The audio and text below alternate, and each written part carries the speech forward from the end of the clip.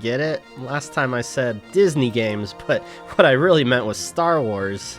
I guess the thing, yeah, it tears me up inside too. Indiana Jones' Greatest Adventures for the SNES, the first movie adaptation I covered on this long and silly journey, was published by JVC Musical Industries, and, as I mentioned in said video, they were also responsible for the release of the Super Star Wars trilogy. The same care and attention to detail was, of course, given to the original Star Wars movies, each film getting its very own game. There's something here for fans of Star Wars, and even for people who've never heard of Star Wars, if those people even exist. The games, like Indiana Jones' Greatest Adventures, are just instant classics. The only drawback being...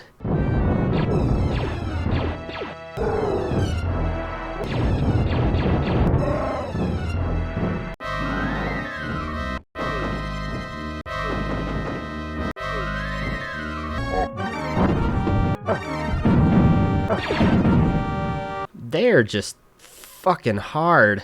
Which you wouldn't think at first, since you're given plenty of lives and continues. There's not too many instant death pits. You get a large health bar that can even be upgraded with plenty of health drops from killed enemies.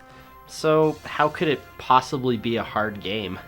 Well, the problem is the game is constantly throwing everything and the kitchen sink at you. There's never a moment's rest. It's just a constant cacophony of crap. So this isn't like a classic arcade style game where every obstacle can be avoided or worked around in some fashion or another. No, you're gonna take hits, and there isn't a damn thing you can do about it. Take the very first level of Super Star Wars, for example. Just look at all the Womp Rats. It's no wonder bullseyeing them was so easy. It's like fish in a barrel. You couldn't move for them. Or the stage that always screws me up, inside the Sandcrawler, where, in a scene that was obviously cut from the film, Luke slaughters countless Jawas Mandalorian style. There's flame jets in the walls, laser turrets in the ceiling, gonk droids that somehow learn to defend themselves. These dumb force fields I still have no idea how to adequately get past, or whatever the fuck this is. Oh god, kill it! Kill it with fire! With all this, I'm always a dead man walking before even getting to these annoying turret things that you need to use perfect timing to avoid getting shot by. And then after all that, there's a boss fight with another weird creature called the Jowanko. All this, and it's just the Sandcrawler stage. You see what I mean about how they just throw everything at you? It's bonkers. Still a hell of a lot of fun though. Yeah, maybe I'm just a sucker for anything Star Wars, but I can't stay mad at it. Especially when you get the Seeker upgrade and just spam fire everything into oblivion. Yeah, somehow more useful than the lightsaber you get in the next stage. After you find Old Ben, you can switch between the blaster and the lightsaber, and are sent to face an army of Tusken Raiders and raging banthas. But the lightsaber is just a death sentence, because you can't hit the Raiders with it without getting poked in retaliation. Yeah, sorry Kenobi. I don't think so. Like a wise old nerf herder once said, hokey religions and ancient weapons are no match for a good blaster at your side. Oh wait, I guess he hasn't said that yet. Not until we meet up with Chewie and engage in a bar fight. I don't think Han's tip is going to cover the damages. And the boss fight is the creature in the Hollow Chess game, which is a little random. The bosses in these games are probably the most fascinating part to me. It's a trip to see what random crap they'll come up with to fit with the movies. You have obvious choices, like the Sarlacc and the Death Star tractor beam generator. They're almost a given in the context of the films. But the Imperial Defense Droid? Some crappy G.I. Joe toy? A mutant Womp Rat? You know what's weird is the trash compactor scene is missing entirely from this game. Could have had a showdown with a Dianoga instead of maintenance droid. Regardless, with a saved princess, destroyed tractor beam, and a dead Obi-Wan, it's of course the Death Star attack. That, of course, is entirely in Mode 7. Of course. God, these levels are the bane of my existence. I'm still pissed about how hard that damn Temple of Doom stage is. The Mode 7 stages in these games basically boil down to having free reign of a vehicle and given a checklist of things to destroy, which is difficult to do because, again, it's near impossible to avoid all the attacks coming your way. I just push a direction on the D-pad and hope for the best. The trench run itself isn't so bad though, once you learn that you can shoot down the projectiles themselves. Basically, you just have to survive until you reach the exhaust port, where... Oh god, the music is so intense. Wait, what button's the torpedo? Oh shit, which button is it?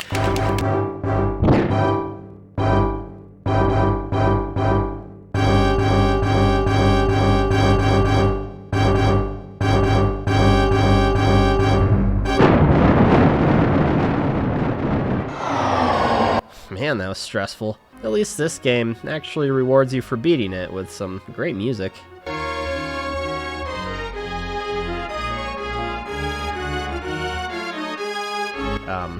No thanks? Oh man, that's another thing. Yeah, typically games have easy, normal, and hard difficulty settings, but these games are so difficult, and they know it, that instead of going from easy to normal, it goes from easy to brave. We need to move on to Empire, but before we do, there's just one more thing I'd like to point out about Super Star Wars. Luke's face on the title screen is kind of fucked up.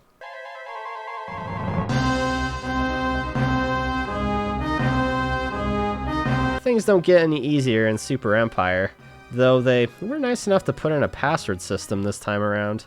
But again, just look at this chaos. Didn't know Hoth had such a vibrant ecosystem. Porcupines, electric eels, over 100 wampas that can go to hell with their cheap-ass frost breath.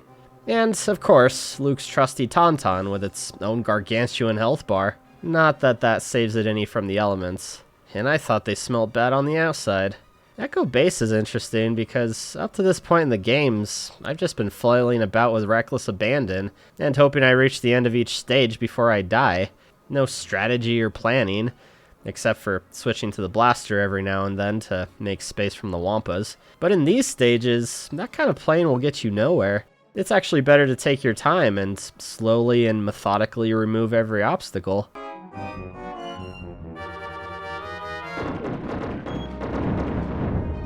You know, maybe these games are actually just super easy. Yeah, it's just a matter of being patient and taking your time. Never mind, the next level is a Mode 7 stage. What's cool is that this stage is essentially a 16-bit version of the first stage of Shadows of the Empire, with worse controls. Though I'll never get used to cabling AT-ATs in any game setting. Very delicate process, that. Maybe it's just hard for me to be motivated in a battle that I know my side is gonna lose. As poor Han is stuck in Echo Base in the next level as it's being invaded. And this time there's no lightsaber to deflect attacks. Wait, it just now occurred to me. Why the hell am I fighting laser turrets and flame vents installed inside the Rebel base? What kind of chicken shit outfit are these rebels running here? In the Luke segment, the Empire hasn't even invaded yet. This is just how the pilots get to their snow speeders.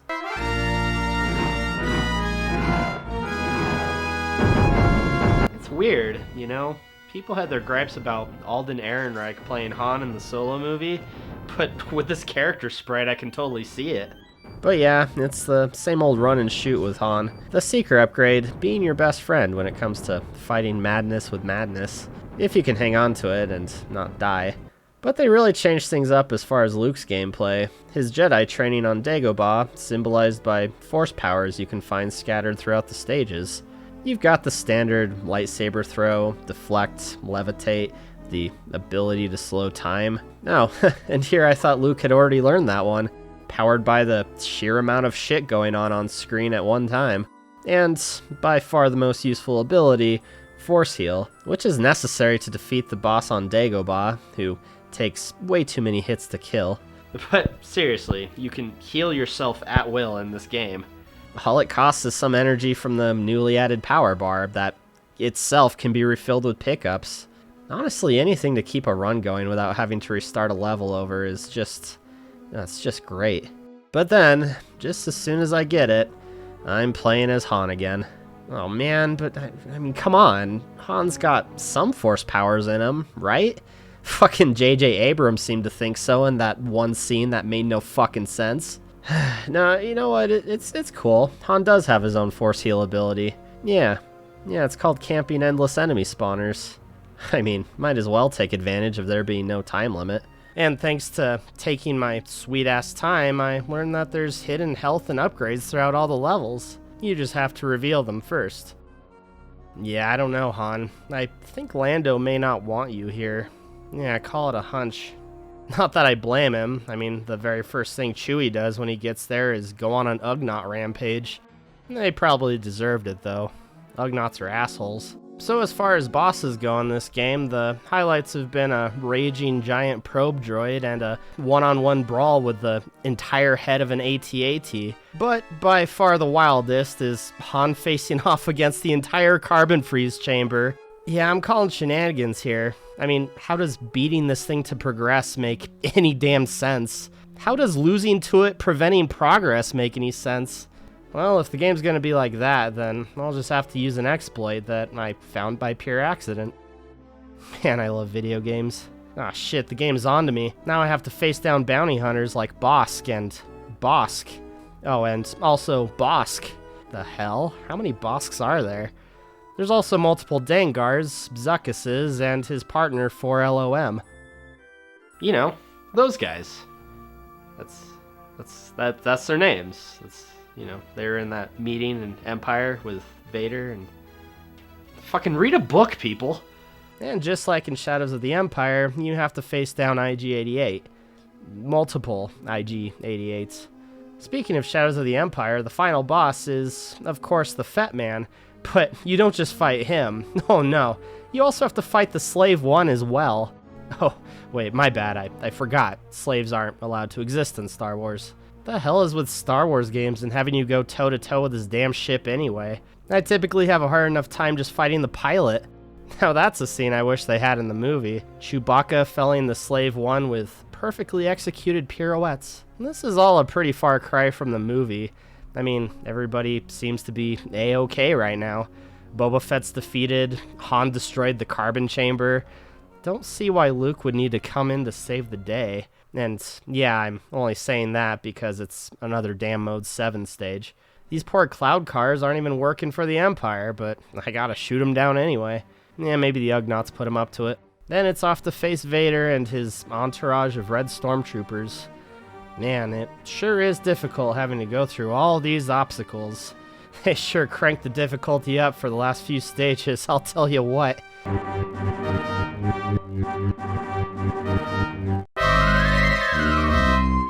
Yeah, I guess I deserve that.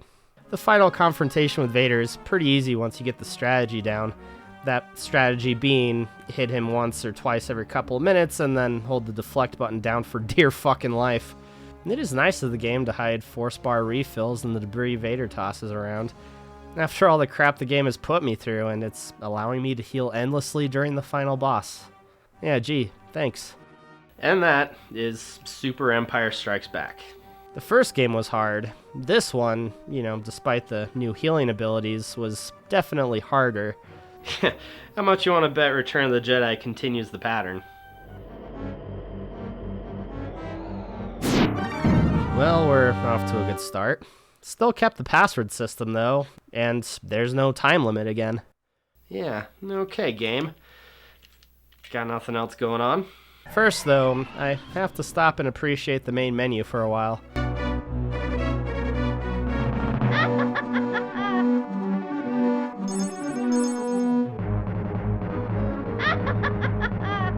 Oh my god, even the select sound effect is amazing.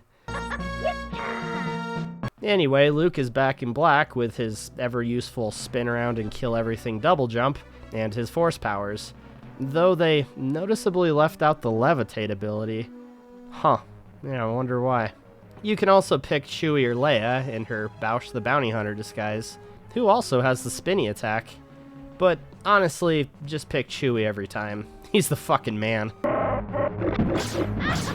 Yeah, it's like I'm back in Mos Eisley Cantina, wrecking house again.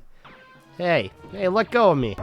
Oh, come on. How cheap of a move is this?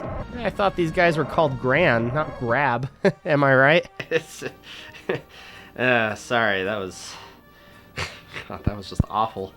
For real, though, why can't they just let the Wookiee win? So, of course, there's a level in the Rancor pit, and I wanted to stay true to the movie and beat the Rancor boss as Luke. But you can't get anywhere near the stupid thing without taking hits. I can't even glean any advice from the demo screen, because the player in that just fucking gave up. So let's just pretend that in the movie, Han shows up at the last second and saves Luke by blasting the Rancor in the face a couple hundred times. Also, to stay true to the movie, I couldn't resist facing Jabba as Slave Leia. Oh, sorry, Indentured Servitude Leia. In this outfit, she gets Chewie's overpowered whirling dervish attack, just destroying all who stand in her way. Are you ready for the best part about this game, though? I mean, honestly, I think this was the only Star Wars game we owned as a kid, but even back then, these next levels were like my all-time favorite. Wicket the Ewok gets his own level in this game, and it is glorious. I'm not joking either. It's so cool how the game changes things up so much and gives you such a wide variety of characters to play as, all of which have their own play styles. Wicket, equipped with a bow, can use his own arrows as a platform. Plus, I like the Ewoks in return, okay? Fucking come at me. I feel a little intimidated by some of these enemies, though. Ewoks live a pretty harsh life if these are the kind of predators they typically contend with. The stormtroopers seem like a joke in comparison, especially since they go through the trouble of pleading with you. Stop! Stop! It's kind of adorable. Fun's over after Wicket's stage, and it's back to boring old slicing people in half with a lightsaber. Stop! This stage in particular gave me a headache. In this game, the level design seemed to have gotten more maze-like, but it hadn't bothered me too much up to this point. You can still rely on heading to the right and reaching the end of the stage eventually, but in this stage, the right side of the map isn't how you progress. You have to go up. And how you're supposed to go up is very specific and very easy to just miss entirely. Oh yeah, and on the Death Star shield generator level, yeah, don't pick Leia in her Rebel Commander outfit. She doesn't get any useful abilities this time around and is next to useless. But back to Luke as he makes his way slowly but surely to Vader and the Emperor. This feels pretty familiar. Of course, the real final boss this time is the Emperor himself. And he is as tough as he should be. Though it's not so much him that's the problem, it's the stupid stage itself. The floor can be destroyed, and there's an instant death pit below, which makes for a delicate balancing act of attacking and dodging the Emperor while simultaneously making sure you have footing below you at all times. It also kind of forces you to be quick, because the whole time you're aware that places to stand on are gradually disappearing. But somehow, some way, I beat the Emperor. That's right, he's dead. He fell from a great height, exploded, then exploded again. There is absolutely no way he's coming back. Yeah, but anyway, that was Super Return of the Jedi. Certainly a difficult game, like the other two, but I don't know, I think comparatively they both...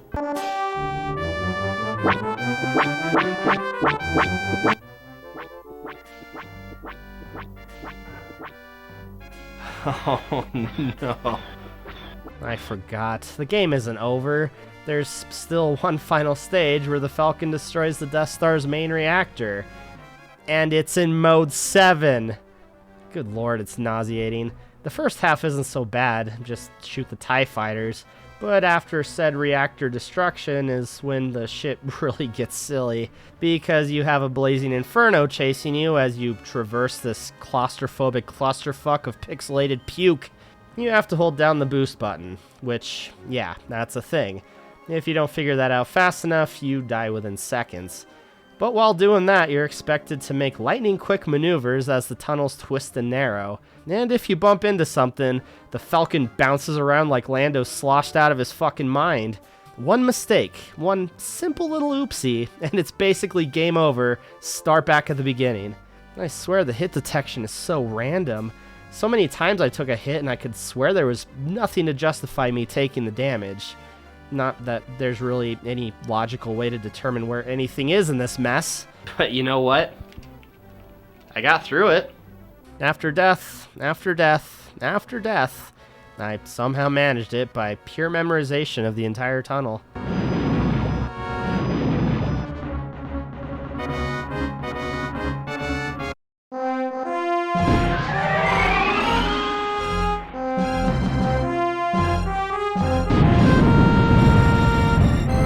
And now I can safely say I beat Super Return of the Jedi on the SNES.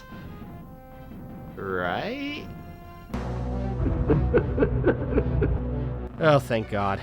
Like I was saying, this game compared to the other two is harder in some regards, but strangely easier in others.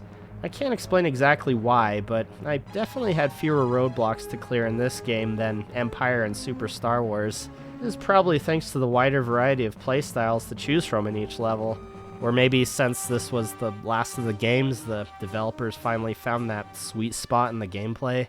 Yeah, but difficult or not, it doesn't really matter. I mean, these are still really fun games to play and are just awesome adaptations of 3 awesome movies. The selectable heroes, the wacky boss designs, the utter chaos of everything going on screen at any given moment. Yeah, it's a good time. But for real though, next time we'll talk about some Disney games, and good ones too. Yeah, probably, maybe. Yeah, we'll see.